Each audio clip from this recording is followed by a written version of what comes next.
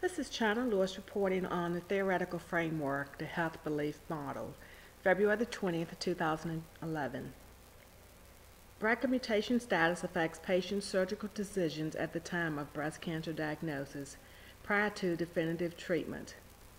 Breast surgeons and oncologists are in the perfect position to identify this high-risk population to encourage and provide access to BRCA testing, and most importantly, to help develop a patient-specific plan of care for those who test positive. By providing genetic testing prior to medical interventions, knowledge of the BRCA status may affect synchronous and metachronous cancer risk estimates and influence the management of the patient, including diagnosis about specific systemic therapy. Testing completed at time of diagnosis can influence surgical and radiotherapeutic treatment decisions. Of the more than 200,000 breast cancers taking place in the United States each year, 5 to 10% is related to hereditary predisposition. The majority of these are linked to autosomal dominant mutations of the BRCA1 and BRCA2 genes. Researchers and technology developers should focus their efforts on developing tools to identify those women who would benefit from breast cancer screening. Such tools should be based on individually tailored risk prediction techniques. As the basic understanding has improved, researchers have discovered that breast cancer is a complex disease that will involve a multidisciplinary approach.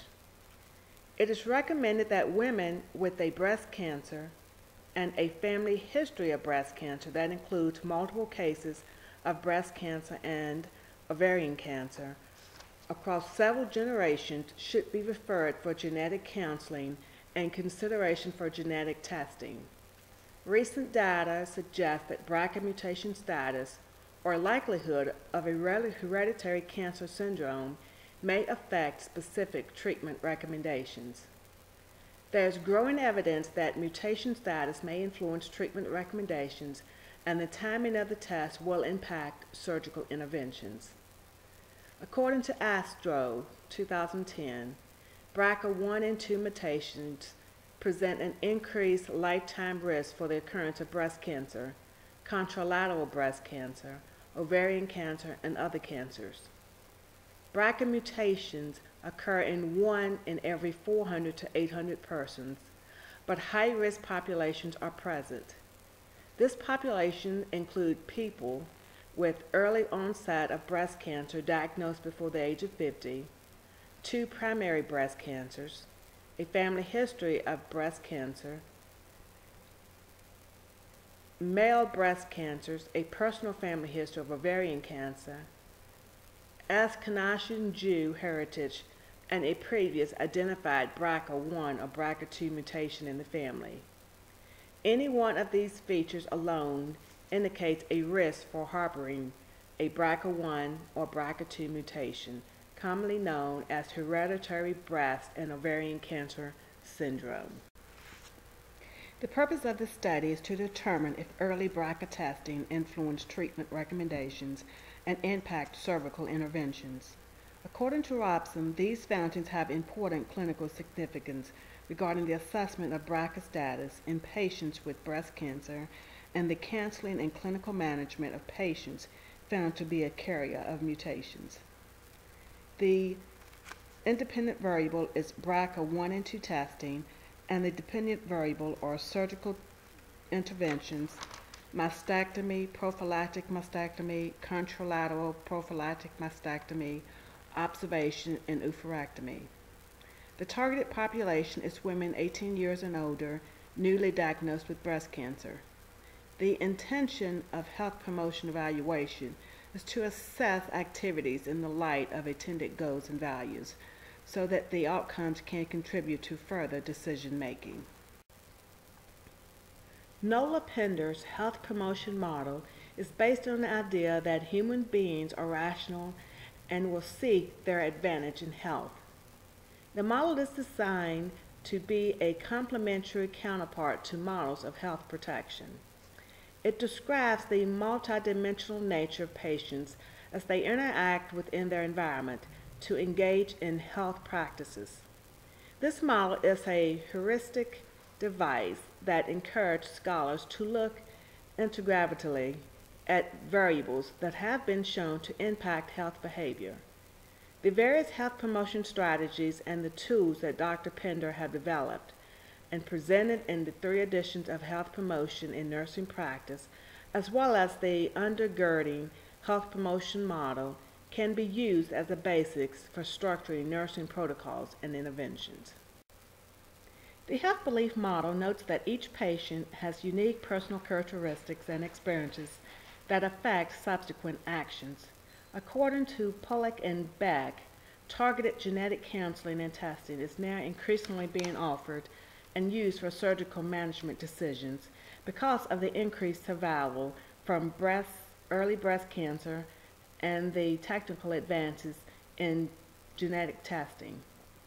As the survival from early breast cancer continues to improve, the importance of considering the risk of developing a new primary breast cancer increases and may impact the surgical management of the current cancer.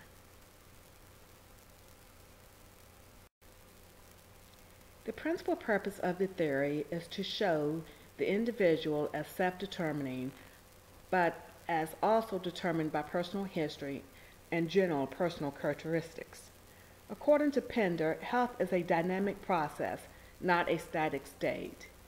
Health, to put it differently, is a lifestyle conditioned by a number of choices made by the individual to actually live a healthy lifestyle. The medical profession itself is only a small part of the process. The individual is positioned in this model as being health living, rather than considering health as a static state, health as a lifestyle. Nurses in practice should focus on understanding and addressing variables that are most predictive of giving health behaviors. But the nature of this rationality is tightly bound by things like self-esteem, perceived advantages of health behaviors, psychological status, and previous behavior. As for the medical profession in general, the main purpose here is not merely to cure disease, but to promote healthy lifestyles and choices that affect the health of individuals.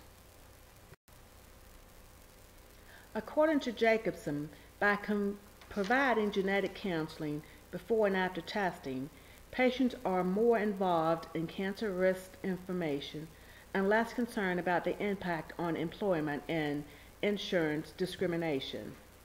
2/3 of patients who consider BRCA testing at the time of their visit to a clinical cancer risk evaluation program decide to undergo testing after participating in counseling.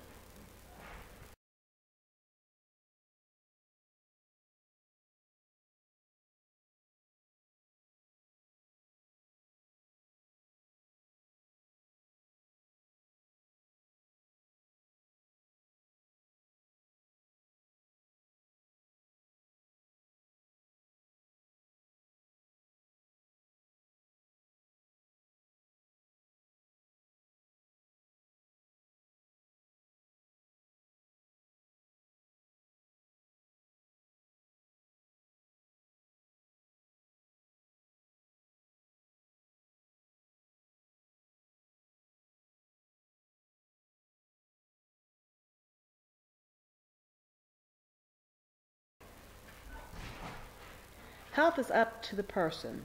The significance here is that the medical profession is really not the main ingredient in living a healthy lifestyle. They might be an important part, but also serve a secondary role to the basic rational choices of healthy living.